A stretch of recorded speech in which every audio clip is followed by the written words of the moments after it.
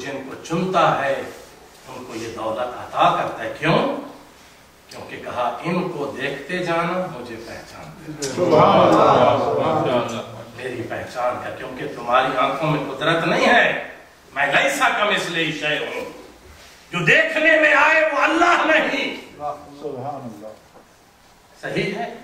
جو لمس کرنے میں آئے وہ اللہ نہیں. وہ لیسا کمثلہ شیء ہے.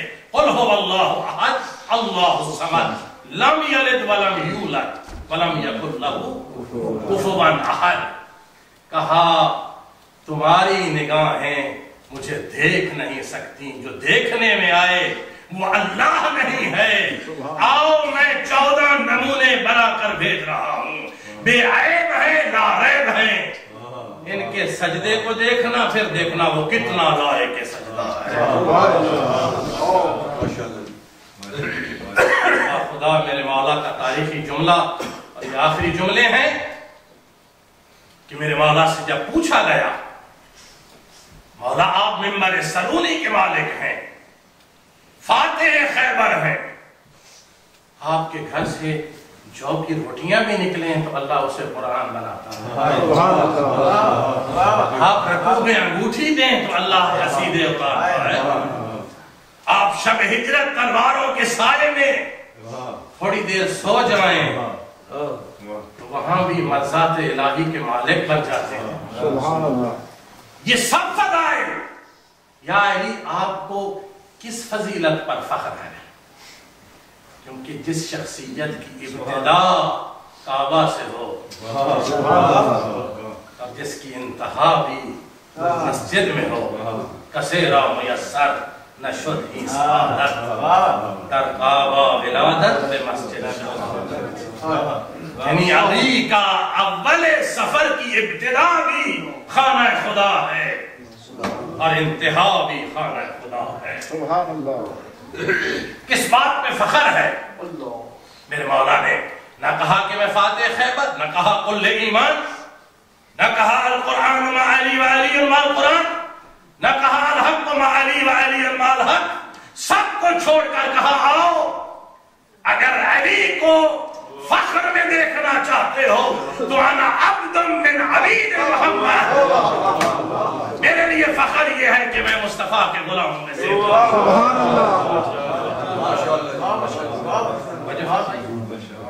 یا علی آپ حکیم امت ہیں، امام برحق ہیں، علم کائنات کے وارث ہیں.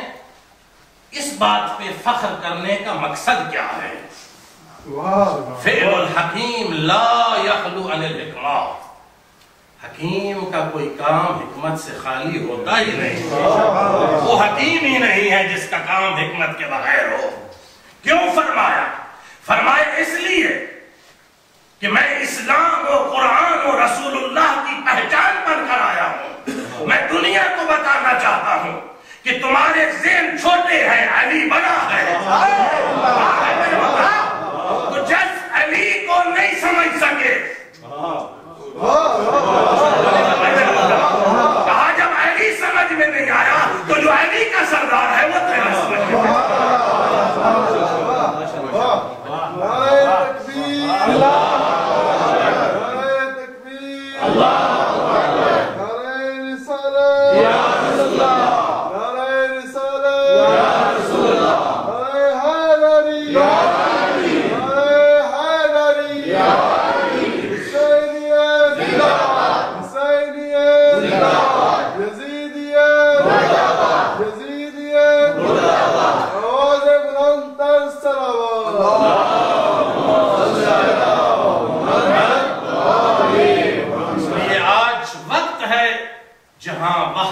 اتحاد اور پیار اور احترام کی ضرورت ہے. اسلام وہ ہے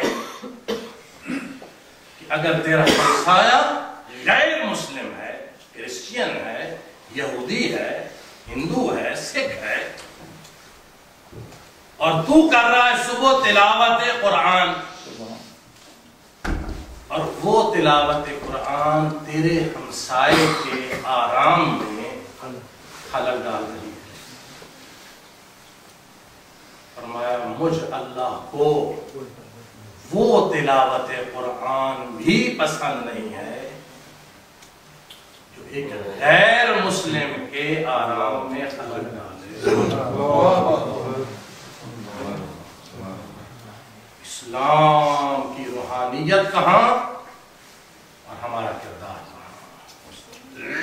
جہاں ایک غیر مسلم ہمسائے کے آرام میں خلل ڈالنے کی اجازت نہ تھی، وہاں کیا ہوا؟ لک و دک صحرا، رسول کا نواسا، راقب دوش رسول، بیٹیاں ساتھ، بہنیں ساتھ، بچے ساتھ، پانی بند کر دیا گیا۔ کنہوں نے کیا؟ کرسچین نے، یہودیوں نے، ہندوؤں نے نہیں، کہہ رہے ہیں لا الہ الا اللہ محمد رسول اللہ۔ پوری امت مسلمہ کے 73 فرقوں کا اس بات پہ اتفاق ہے کہ نواسہ رسول اپنے قافلے کے ساتھ، امن کے ساتھ، کسی کو خراش نہ پہنچانے والے، محبتیں بانٹنے والے، قرآن کے وارث لک و دک و صحرا میں کہہ رہے ہیں او مسلمانوں، میرا تو 6 مہینے کا علی اصغر بھی پیاسا مل گیا۔ اللہ اکبر۔ آج دیکھ لو، یہ غزہ پر اسرائیل کی بمباری ہوئی، پوری دنیا میں تلاطم مچا۔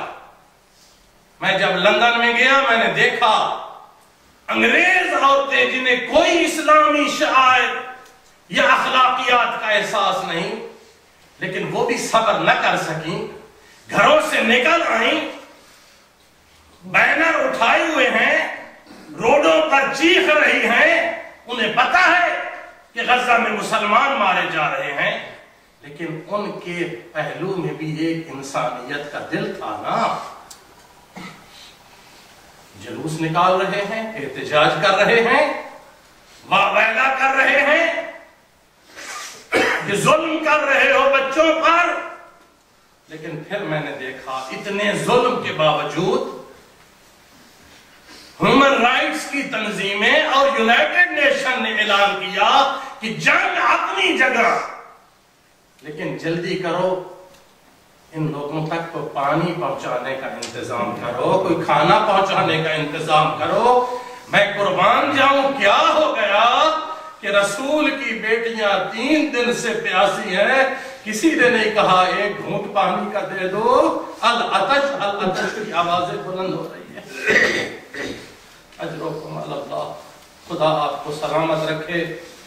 کبھی یہ منظر تم پہ آئے نہیں، جس پہ آئے نا، کہتے ہیں جلن وہاں ہوتی ہے جہاں آگ جلتی ہے۔ کبھی یہ منظر کسی کے سامنے آئے کہ اس کے گھر کو جلایا جا رہا ہو، اس کی بہنوں کی چادروں کو لوٹا جا رہا ہو، میں دیکھوں کس طرح احتجاج نہیں کرتے، میں دیکھوں کس طرح جلوس نہیں نکلتے، میں دیکھوں کیسے واویلا نہیں ہوتا۔ قرآن نے تمہیں دعوت دی ہے لا یحب اللہ الجہر، کہ اللہ تعالی برا بھلا چیخو پکار، ہائے وائے وائے والا کو پسند نہیں کرتا، لیکن فرمایا الا من ظلم، لیکن جو مظلوم ہے نا، اس کے پاس اور ہتھیار ہی کوئی نہیں، اس نے لڑنا ہی نہیں، اسلحہ اٹھانا ہی نہیں۔ کہا مظلوم کا حق ہے کہ ظالم کے خلاف وہ برا بھلا بھی کہے، چیخو پکار بھی کرے، واویلا بھی کرے، جلوس بھی نکالے، دنیا کو بتائے دنیا والوں وہ ظالم ہے، ہم مظلوم ہیں، وہ مارنے والا ہے، ہم مارے جا رہے ہیں، وہ لوٹنے والا ہے، ہمارا گھر لوٹا جا رہا ہے۔ کون سی شے تھی جو باقی رہ گئی؟ یہ اسلام جتنا تیرے پاس ہے نا، باخدا جو وقت آ گیا تھا، اگر زہرا کا بیٹا میدان میں آ کر عباس کے بازو قلم نہ کراتا، تجھے پتہ ہی نہیں تھا نماز کیا ہے، سجدہ کیا ہے، توحید کیا ہے۔ اس لیے لیے کہ اسلام مٹ رہا تھا، شراب پی جا رہی تھی، ماں بہن کی تمیز ختم ہو رہی تھی، آمریت اور ڈکٹیٹرشپ آ رہی تھی،